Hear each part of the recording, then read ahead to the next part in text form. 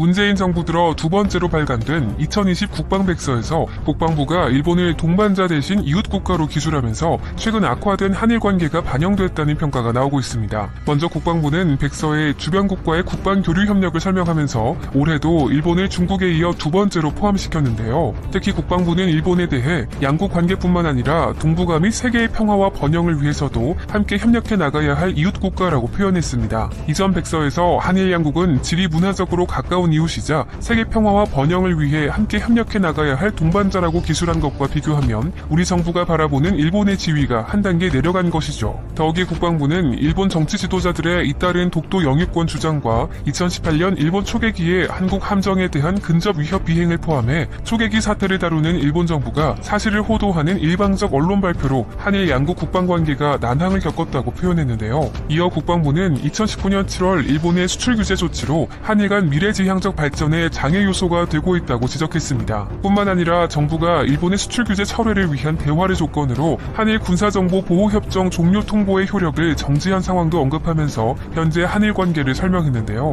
그러면서 국방부는 앞으로도 일본의 역사 왜곡과 독도에 대한 부당한 영유권 주장, 현재 한일 간의 문제에서 일방적이고 자의적인 조치에 대해서 단호하고 엄중하게 대처하는 가운데 공동의 안보 현안에 대해서는 한반도와 동북아의 평화와 안정을 위해 지속적으로 협력해 나갈 것이라고 밝혔습니다. 한편 국방부는 북한에 대해서도 서술하면서 북한의 대량 살상 무기는 한반도의 평화와 안정에 대한 위협이라는 문구를 2018년과 동일하게 남겨뒀습니다. 그렇지만 2018 백서에서 북한 정권과 북한군은 우리의 적이라고 표현했던 문구를 공식적으로 삭제하면서 적의 개념을 포괄적으로 규정했던 현 정부의 기조가 유지된 것이라는 평가가 나오고 있는데요. 이와 더불어 집권 5년차를 맞은 문재인 정부가 올해 한반도 평화 프로세스를 다시 한번 추진하기 위해 정책 방향을 집중하겠다는 의지를 밝힌 것이라는 분석도 이어지고 있습니다. 즉 백서를 통해 북한을 불필요하게 자극하지 않기 위한 차원이라는 것이죠. 따라서 우리 정부가 앞으로 북한과의 관계 개선에 나설 것은 사실상 분명하기 때문에 이번 백서에서는 북한보다 한일 간의 관계성 부분에 더욱 집중할 필요성이 있는데요. 실제로 국방부도 2018 백서에서 표현했던 일본과의 관계가 이번에 달라진 점을 의식한 듯 백서 발표 전 기자단 대상 설명에서부터 이번 백서의 구체적인 배경을 설명했습니다. 그리고 이 자리에서 국방부 관계자는 이번 백서를 위해 외교부 등 관련 부처와 많이 협의했다며 한일 관계를 어떻게 정의하느냐에 따라 차이가 있을 수 있지만 국방부의 입장에서는 동반자보다 이웃국가로 표현하는 게 맞다고 강조했는데요. 그러면서 2019년 수출 규제 이후 한일 간 문제가 있었으므로 국방부 차원에서는 이웃국가로 정의하는 게 타당하다고 덧붙였죠. 결국 전문가들은 수출 규제 문제 외에도 일본 정부가 여러 가지 이유로 한국을 자극해온 것이 이번 국방백서 내용에 영향을 미친 것으로 보고 있습니다. 실제로 스가 요시히데 일본 총리는 취임 이후 여러 차례 공개적으로 한국을 자극했었는데요. 대표적으로 지난달 18일 스가 총리는 첫 국회 시정방침 연설에서 주변국과의 외교를 설명하면서 북한과 중국 그리고 러시아와 아세안에 이어 한국을 마지막으로 다루면서 한국을 경시하는 듯한 인상을 드러냈습니다. 또한 스가 총리는 지난해 10월 임시국회 연설에서 한국에 대해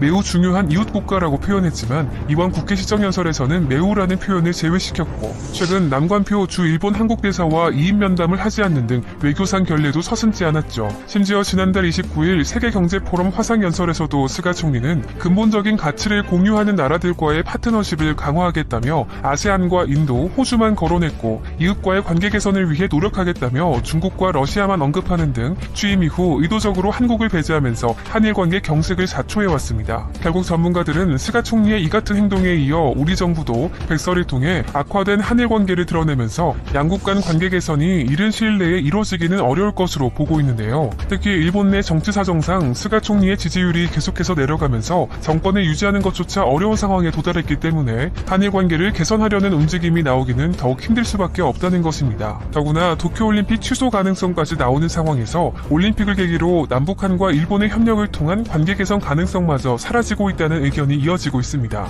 그런데 우리 국방부의 백서가 발표되자마자 일본 군 당국은 즉각 불편한 기색을 숨기지 않았습니다. 바로 이번 2일 일본 방위성이 우리 국방부의 백서 공개 직후 주 일본 한국대사관 무관을 불러 일본으로서는 수용할 수 없다며 매우 유감이다라는 뜻을 전한 것인데요. 또한 이시카와 다케시 방위성 대변인도 기자회견에서 한국의 국방백서에는 다케시마의 영유권에 관한 우리나라의 입장과 양립하지 않는 내용이 기술됐다며 북한의 핵미사일을 둘러싼 상황을 포함해 한일, 한미일의 협력은 중요하고 이러한 협력이 손상되는 일이 없도록 한국 측의 적절한 대응을 강하게 요구하겠다고 밝혔습니다. 더욱이 일본 언론들 역시 한국을 향해 비판적인 보도를 이어가고 있는데요. 대표적으로 보수 언론인 산케이 신문은 일본 정부가 지난해 7월 공개한 방위백서에서 한국과 폭넓은 분야에서 방위 협력을 추진한다는 문구가 삭제된 것에 대항한 측면이 있는 것으로 보인다고 분석했고, 교도통신 역시 국방백서에서 일본에 대한 표현이 달라졌다고 보도했습니다. 특히 교도통신은 한국 국방부 관계자의 발표를 인용해 2019년 일본 정부의 대한국 수출 규제 강화 조치 등을 이유로 일본에 대한 표현은 이웃 국가가 타당하다는 내용도 덧붙였죠.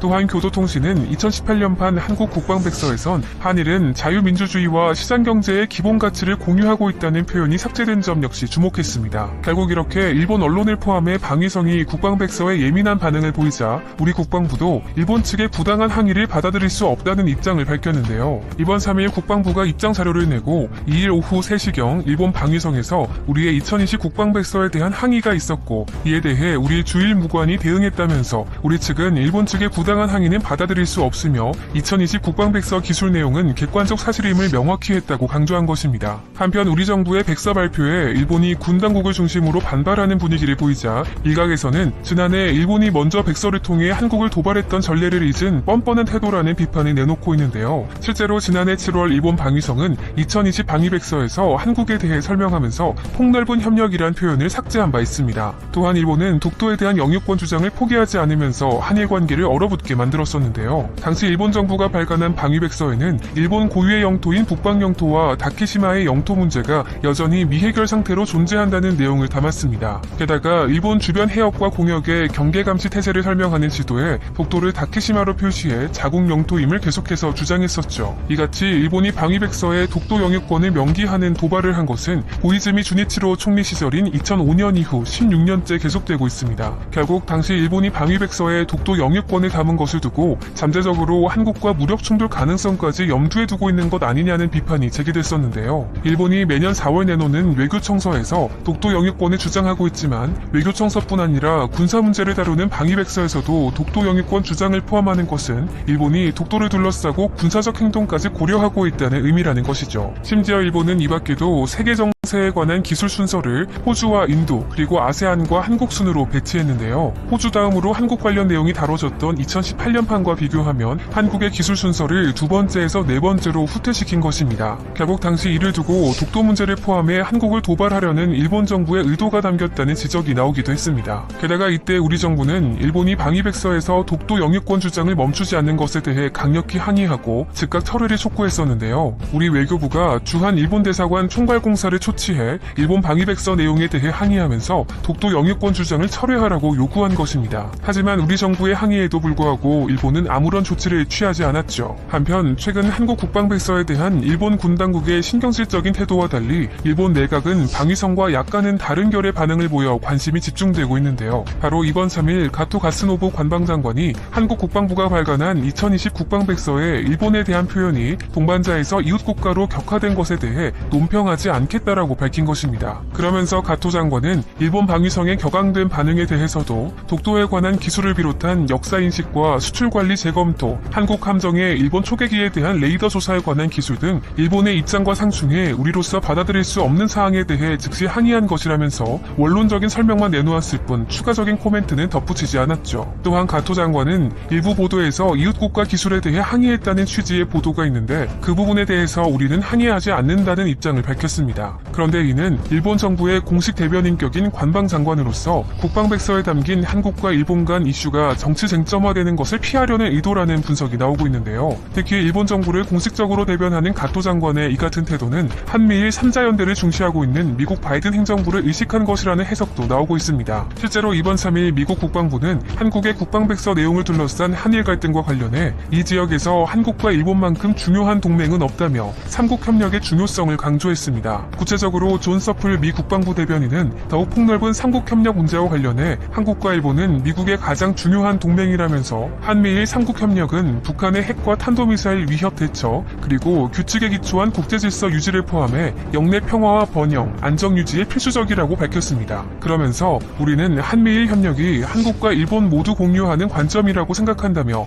이런 맥락에서 우리는 공동 위협 대처를 위한 협력을 확대하기 위해 모든 기회를 계속 추구할 것이라고 강조했습니다. 결국 섣불 대변인의 이 같은 언급은 현재 미국은 일단 한국과 일본 간 긴장을 지켜보고 있지만 한편으로는 한일 갈등을 부추기지 않도록 말을 아끼고 있다는 것으로 볼 수 있는데요. 하지만 한일 관계 악화를 걱정하는 미국 내 목소리도 이어지고 있는 것으로 알려졌습니다. 바로 한미연합사령부 작전참모 출신인 데이비드 맥스웰 민주주의 수호재단 선임연구원이 한국 국방백서는 미국이 동북아 정책을 검토하고 외교 전략을 수립하는데 우려를 빚게 만들 수 있다면서 이는 한미일 삼국관계에도 문제가 될 수 있고 한미일 국가안보에 모두 해로운 영향을 줄 수 있다고 밝힌 것입니다. 또한 미국 중앙정보국 분석관 출신인 브루스 클링너 헤리티지 재단 선임연구원도 이번 국방백서는 지난 몇 년간 이어온 한일 간 긴장 관계를 반영한다며 바이든 행정부는 트럼프 행정부보다 더 강한 수준으로 한일 관계를 개선하려 할 것이라고 예상했죠. 하지만 앞서 일본이 먼저 방위백서를 통해 한국에 도발을 한 전력이 있는 만큼 바이든 행정부 아래에서도 당분간 한일 간 협력보다는 긴장 상태가 더욱 두각을 나타낼 것으로 보입니다.